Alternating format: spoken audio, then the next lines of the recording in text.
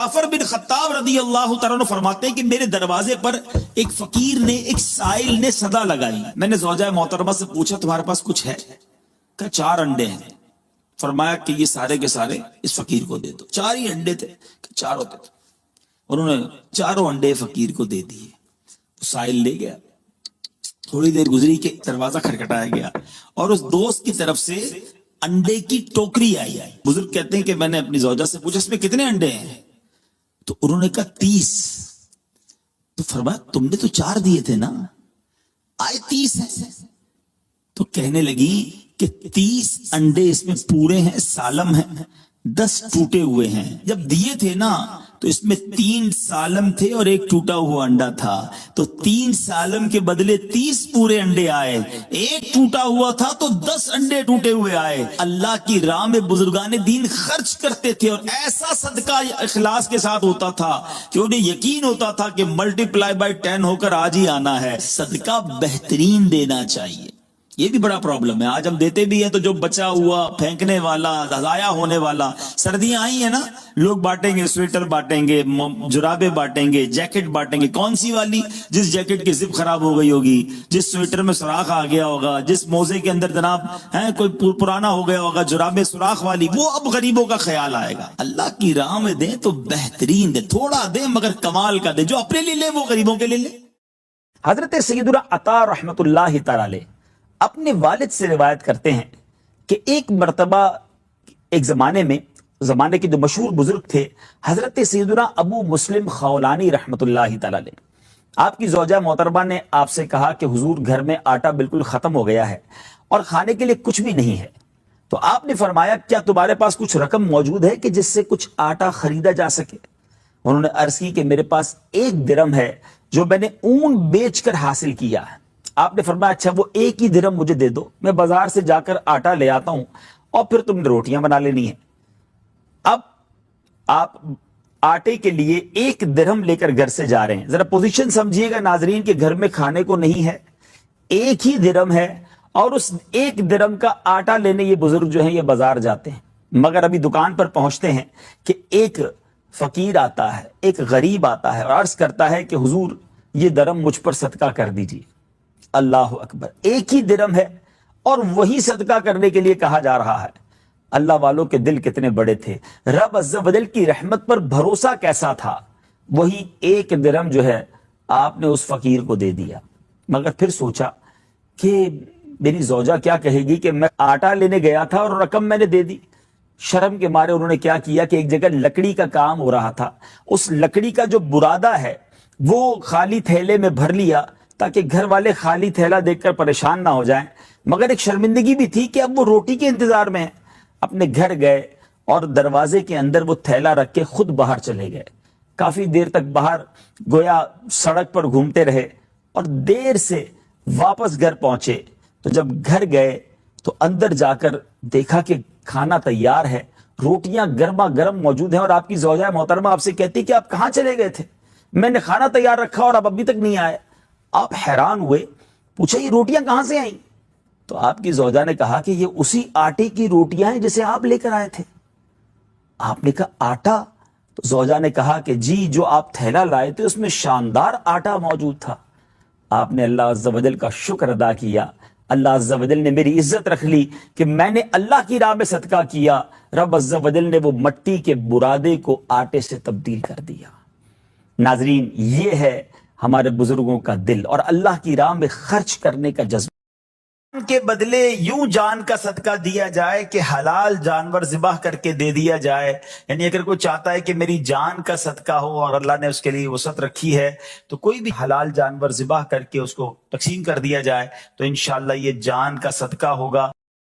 सरकार दो आलम नूर मुजस्सम सल्लल्लाहु तआला अलैहि वसल्लम का फरमाने आली शान है कि जो कोई शख्स मुझ पर जुमा के दिन 80 मरतबा दुरूद पाक पढ़े उसके 80 बरस के गुनाह मुआफ कर दिए जाते हैं।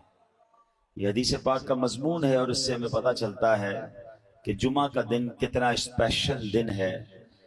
नबी पाक अलैहिस्सलाम फरमाते हैं, आम हदीस पाक का मजमून के आम दिनों का दुरूद फरिश्ते मुझ तक पहुंचाते हैं اور جمعہ کے دن جو درود پاک پڑھا جاتا ہے بنفس نفیس میں خود سماعت کرتا ہوں۔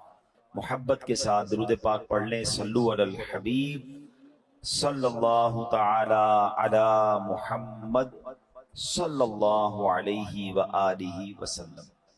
الحمدللہ پچھلے کئی جمعوں سے ہم کوشش کر رہے ہیں کہ قرآن مجید فرقان حمید کی ان آیتوں کو ہم بیان کرتے ہیں کہ جس میں رب کریم نے مومنین سے قرآن پاک میں براہ راست بات کی ہے، یا ایہا الذین آمنوا کہہ کر، اور الحمدللہ ہم نے نیت کی ہے کہ ہم ان تمام آیتوں کو بیان کر دیں، کم از کم ہم ان آیتوں کو تو سمجھیں جس میں رب نے ہم سے بات کی ہے، کیا فرمایا ہے۔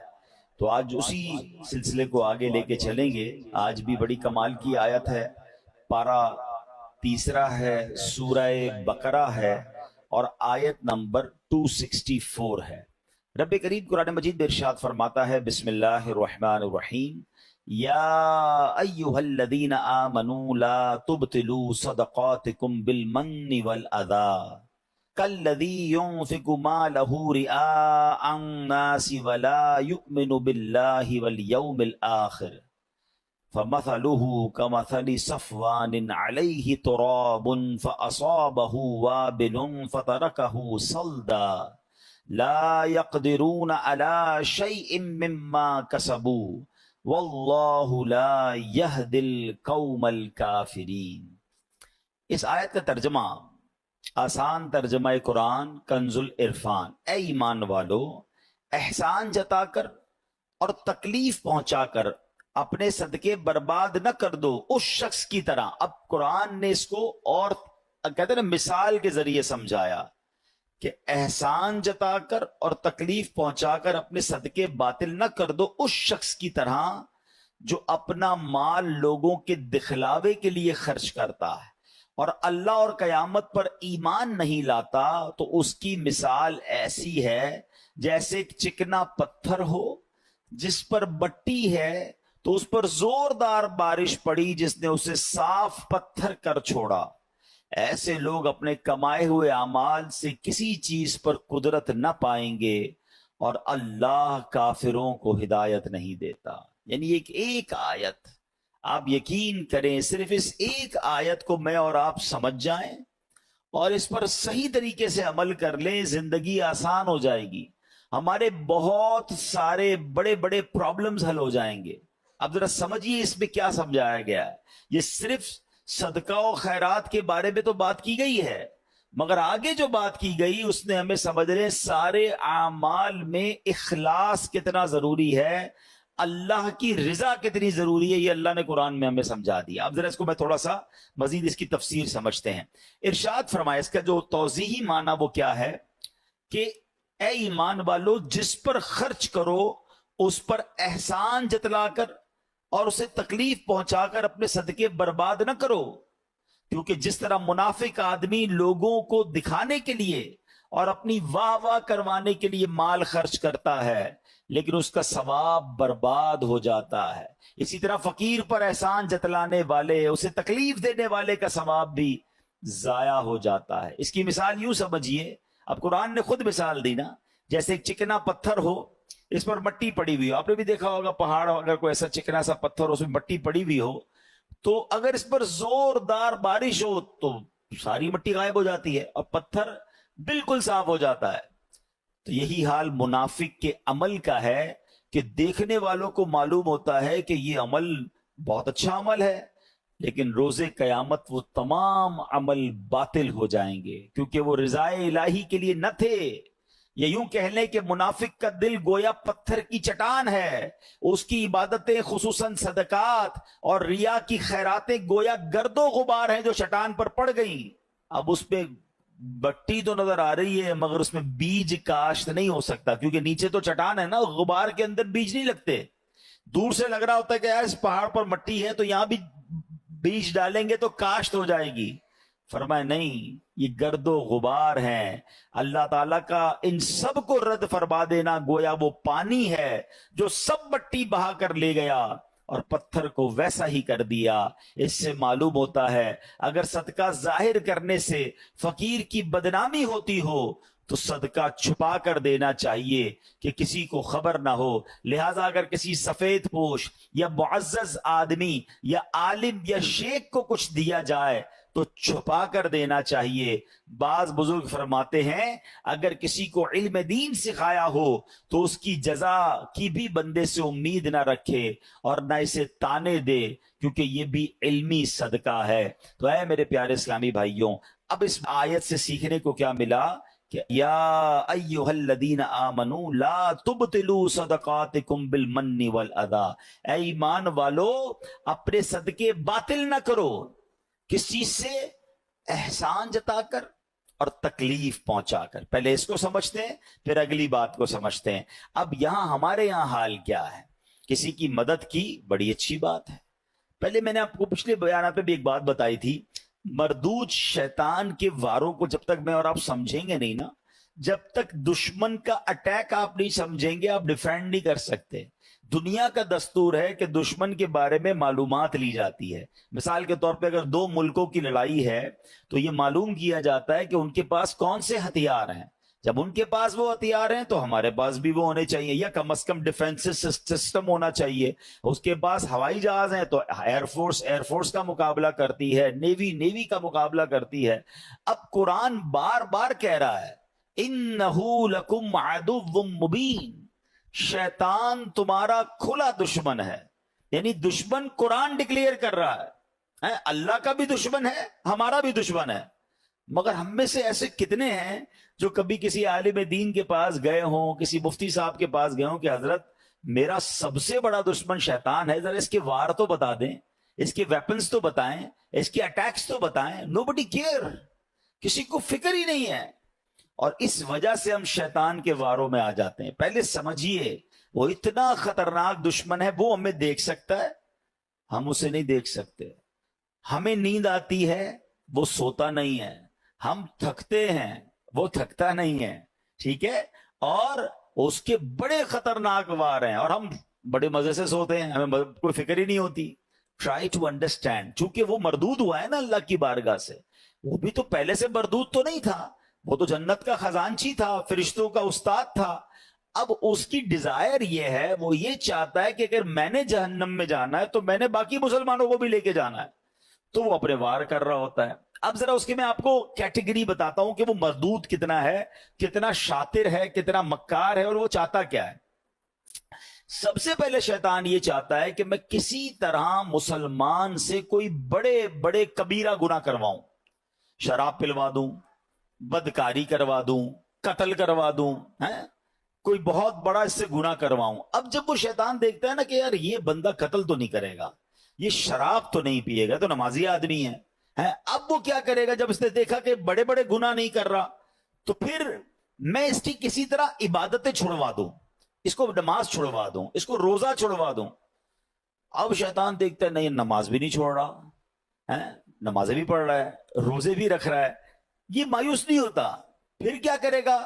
چلو کم از کم اس کی جماعت چھوڑوا دوں، فرض پڑھ رہا ہے نا، جماعت سے نہ پڑھے تاکہ اس کا ثواب کم ہو جائے.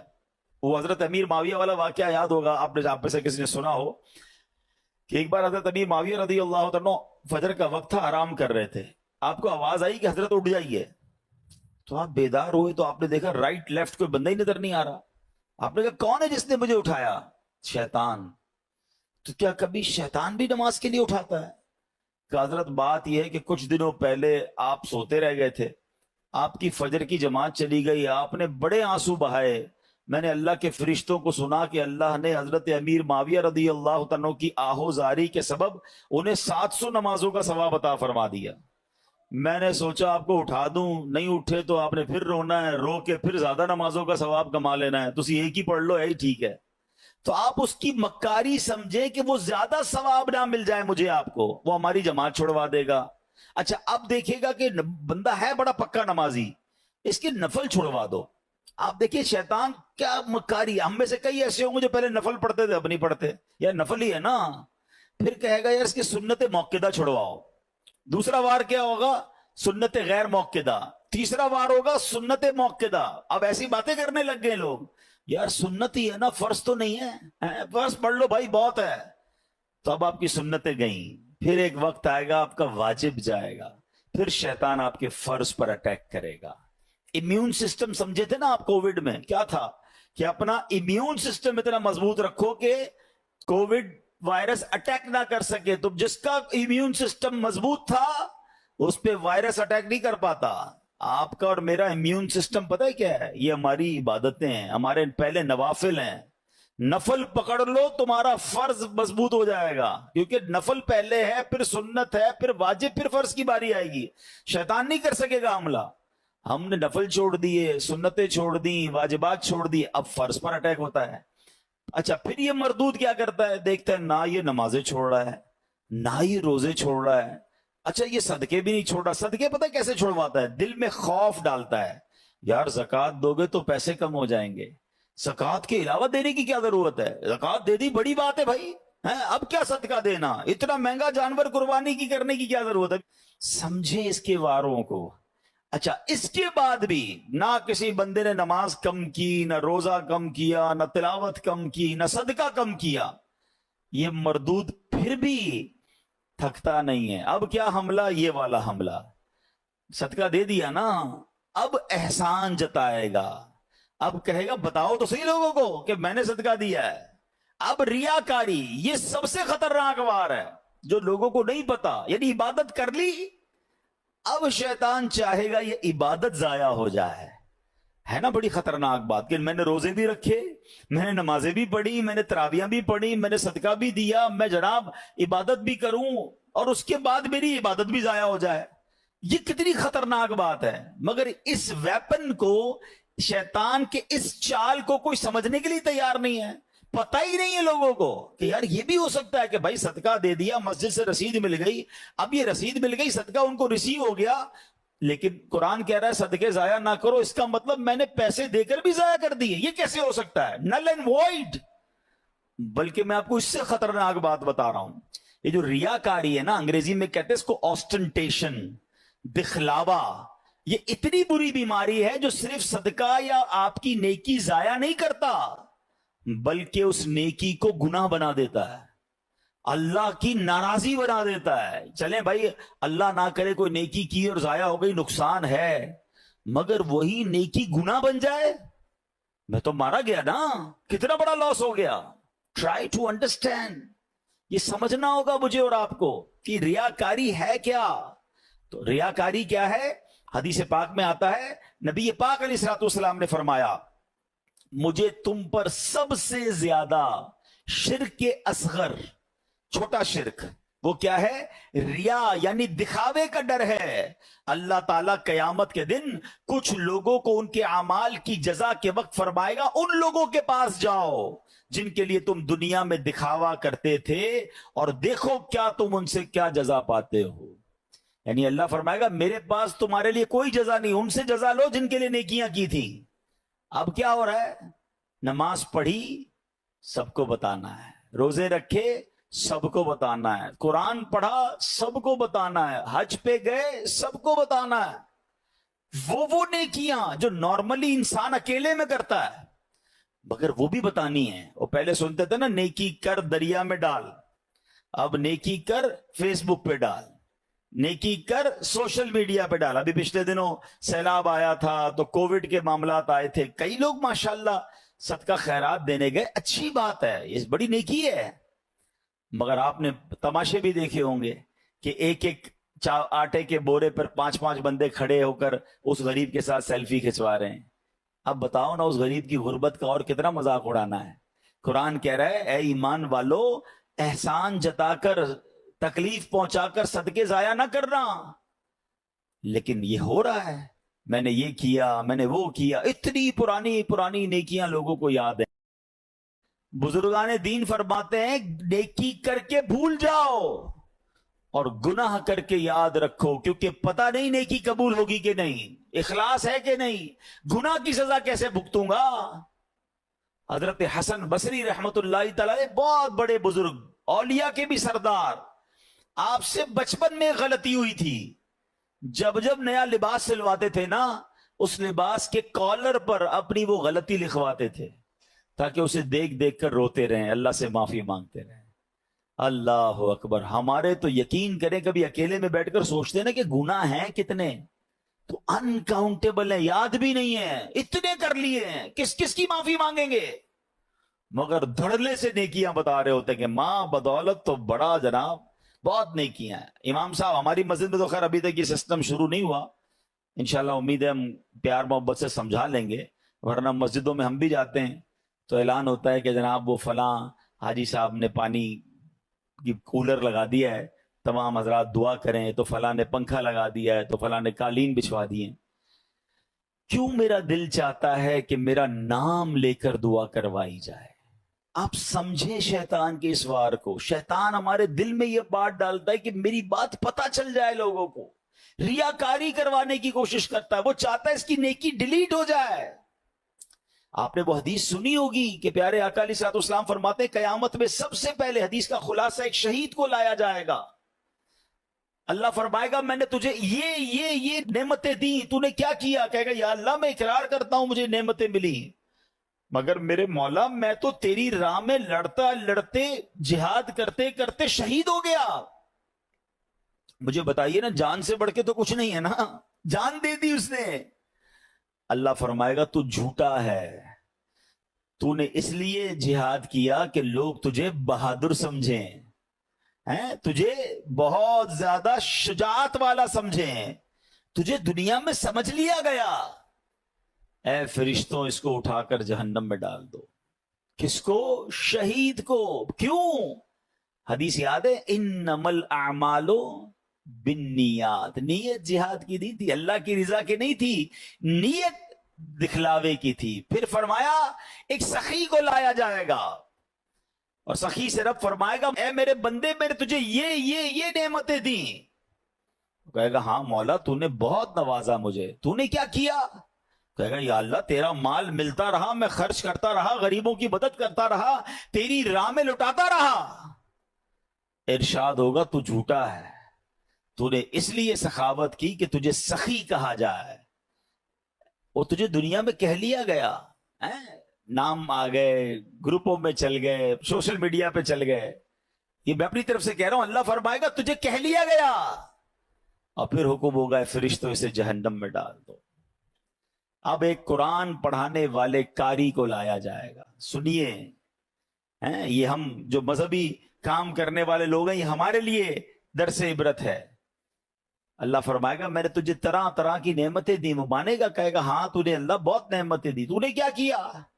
یا اللہ میں قرآن پڑھتا رہا, لوگوں کو پڑھاتا رہا, دین سکھاتا رہا. ارشاد ہوا تو جھوٹا ہے, تو نے یہ اس لیے کیا کہ لوگ تجھے قاری کہیں, تجھے عالم کہیں, تجھے کہہ لیا گیا دنیا میں. اے فرشتوں اسے جہنم میں ڈال دو.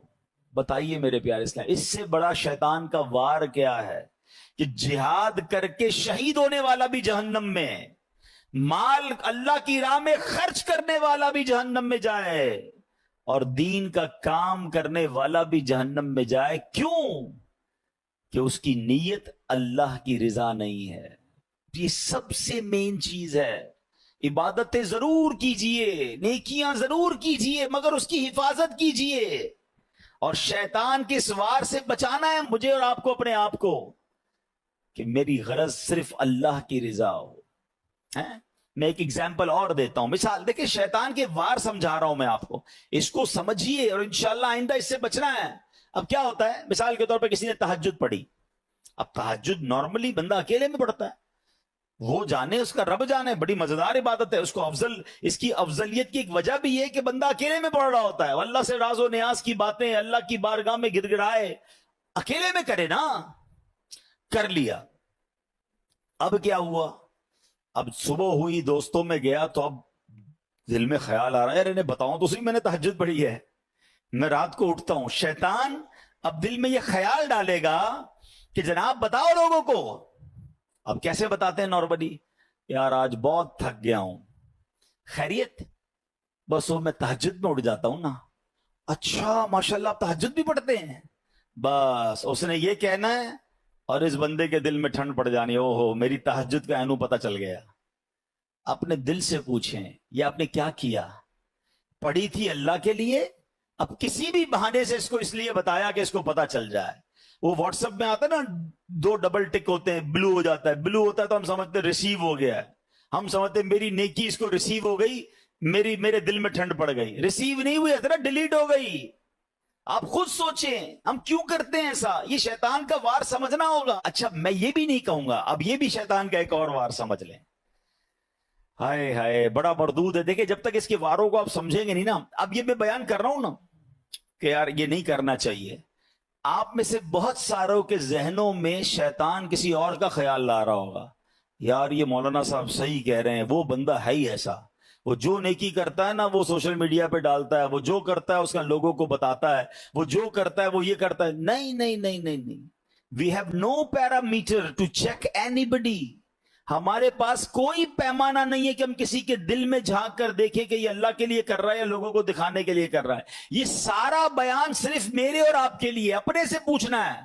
کسی کے دل میں کیا نیت مجھے کیا پتا. بعض صورتوں میں اپنی نیکیوں کا اظہار کرنے کا بھی ثواب ملتا ہے. یعنی اگر کوئی بندہ اس لیے اعلان کر رہا ہے کہ یار میں یہ نیکی کر رہا ہوں کہ میرے دوست بھی کر لیں, تو اس کا ثواب ملے گا, کیونکہ وہ چاہتا ہے کہ لوگ کریں. لیکن یہاں وہ جانے اس کا رب جانے, میرے پاس پیرامیٹر نہیں ہے.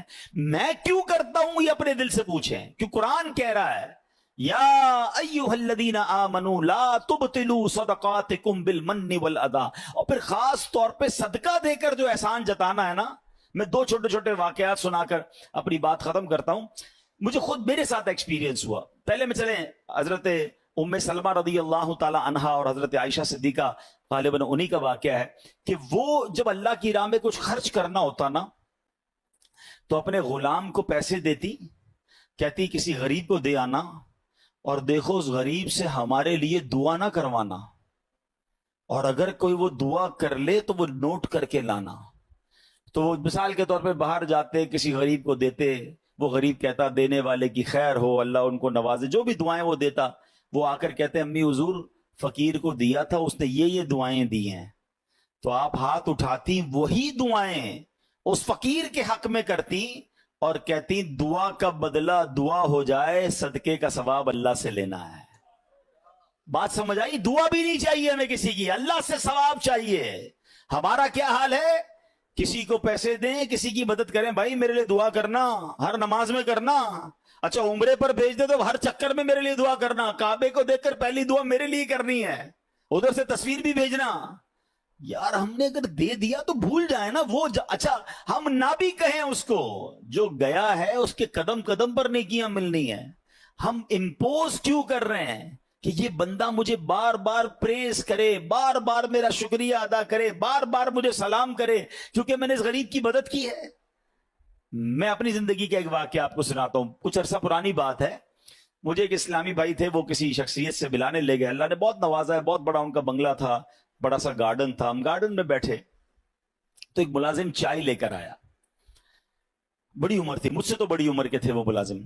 وہ چائے لے کر آئے اور انہوں نے جیسے ٹیبل پہ چائے رکھی تو میرے ساتھ جو صاحب بیٹھے تھے جن کے میں گھر ملنے گیا تھا, وہ کہتے ہیں میرا یہ ملازم ہے, میں نے اس کی بچی کی شادی کروائی ہے اور اس کو میں نے گھر لے کر دیا ہے, آپ چاہیں تو اس سے پوچھ سکتے ہیں.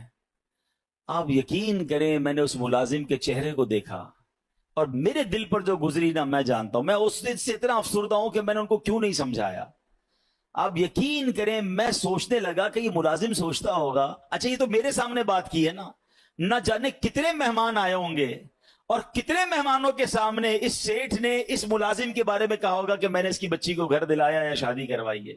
وہ ملازم روتا نہیں ہوگا کہ یا اللہ کاش تو مجھے ایسا نہ بناتا کہ میں ہر بار ذلیل ہوتا ہوں اپنے سیٹھ کے آگے.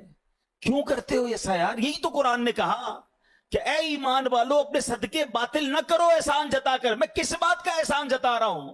خدا کی قسم میری اور آپ کی کوئی حیثیت نہیں اگر ہم کسی کی مدد کرتے ہیں. یہ صرف میرے اور آپ کے رب کا مجھ پر اور آپ پر احسان ہے. اگر آج کوئی غریب آ کر کہتا ہے میری ماں بیمار ہے یا میرے بچے بیمار ہیں یا میرے پاس کھانے کو پیسے نہیں ہیں, ہم سے وہ مدد مانگتا ہے, ہم اس کو مدد کر کے کیا اترائیں گے کہ میں نے اس کی مدد کی؟